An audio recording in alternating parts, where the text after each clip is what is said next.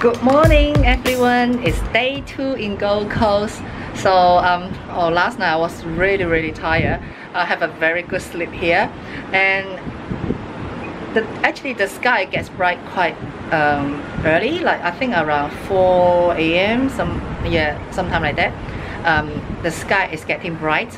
So, but I still stay in the bed until quite late, and we're still in the service apartment at the moment. Yeah, because this is such a nice apartment, to be honest.